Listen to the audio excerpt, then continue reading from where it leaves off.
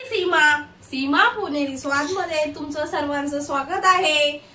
आता खूप तडाख्याची थंडी पडली आहे। आता आपण पौष्टिक असे लाडू बनवणार आहोत। चला तर ही बघू शकता। सर्वात प्रथम 2.5 किलो खारका घेतल्या आहेत।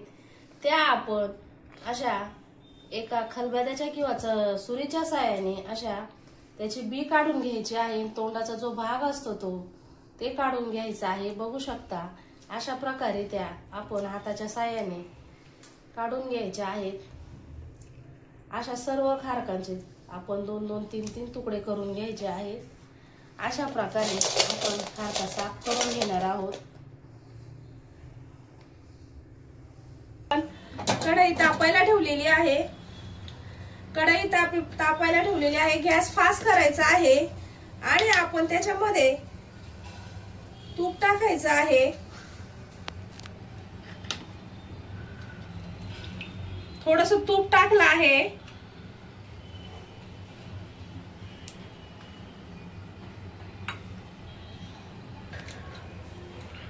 तूप तापेपर्यंत आपण पाहूया साहित्य।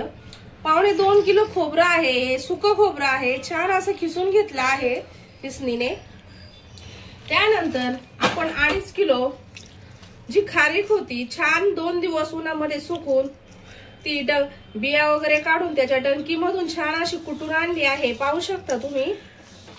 चला तर आपलं तूप आता तापत आलं आहे। तूप तापलं आहे आपलं। सर्वात प्रथम 1 वाटी बदाम घेतले आहेत। बदाम आपण छान असे खरपूस भाजून घ्यायचे आहे, तळून घ्यायचे आहे तुपामध्ये।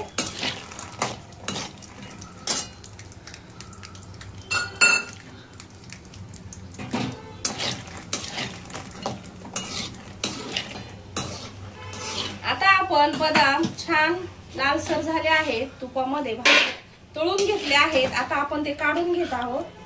पाहू शकता अशा प्रकारे सर्व बदाम आपण एका डिश मध्ये काढून घ्यायचे आहेत। आपण आता 1 वाटी काजू आहे ते तुपामध्ये छान असे परतून घेणार आहोत।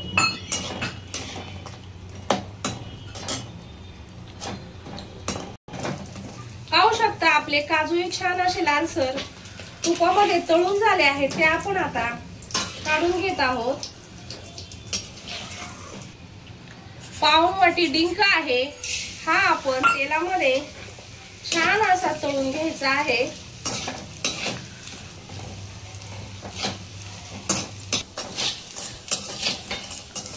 पाहू शकता आपला डिंक छान असा तुपामध्ये तळून झाला आहे। किती छान डिंक फुगला आहे। आता आपण तो एका डिश मध्ये काढून घ्यायचा आहे।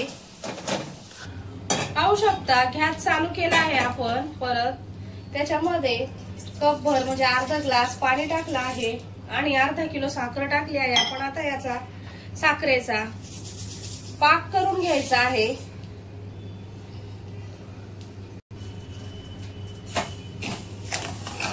5 ते 10 मिनिटात आपला पाक तयार होतो। तोपर्यंत चमच्याच्या साहाय्याने आपण अशा प्रकारे ढवळत राहायचं आहे।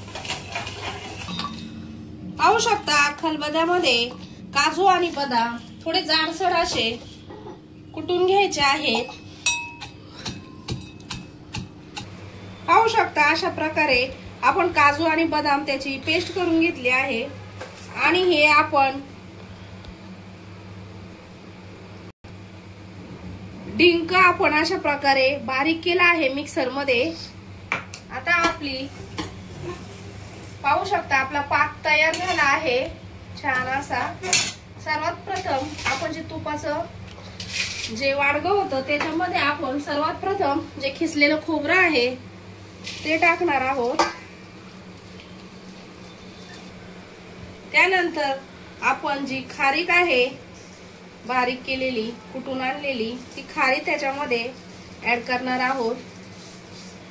खारीक आणि खोबरं हे दोन्ही हाताच्या साहाय्याने व्यवस्थित मिक्स करून घ्यायचं आहे। मिक्स करून झाल्यानंतर त्यानंतर जे आपण ड्रायफ्रूट बारीक केले होते ते त्याच्यामध्ये ऍड करणार आहोत। आणि आपण जो डिंक आहे तो बारीक केला होता तो आपण हे सर्व व्यवस्थित एकत्र करायचं आहे। डिंक आणि ड्रायफ्रूट हाताच्या साहाय्याने जो आपण पाहू शकता हे सर्व आपलं मिक्स झालं आहे। आता आपण जो पाक आहे तो तयार आहे। आपण पाक त्याच्यामध्ये ओतला आहे। त्यानंतर त्याच कढईमध्ये आपण तूप तापायला वितळायला ठेवायचं आहे। पाहू शकता भरपूर असं तूप घालायचं म्हणजे आपले लाडू छान होतात आणि पचायलाही छान पचतात। तूप वितळेपर्यंत आपण हे सर्व खोबरं आणि खारीक व्यवस्थित मिक्स करून घ्यायचं आहे। गरम आहे त्याच्यामुळे आपण ते एखाद्या चमच्याच्या किंवा कलथ्याच्या साहाय्याने मिक्स करून घ्यायचं आहे। पाहू शकता आपण पाक छान असा मिक्स केला आहे। आता आपण 1 चमचा त्याच्यामध्ये वेलची पावडर टाकून सर्व मिश्रण मिक्स करायचं आहे। पाहू शकता जवळपास आपण हे अर्धा किलो तूप घेतलं आहे गावठी। आपण याच्यामध्ये आता तूप टाकून सर्व आपण एकत्र करायचं आहे। तूप गरम असल्यामुळे जरा आपण एका कलथ्याच्या किंवा चमच्याच्या साहाय्याने छान असं मिक्स करायचं आहे जेणेकरून तूप आपल्या सर्व खारीक आणि खोबऱ्याला व्यवस्थित लागेल।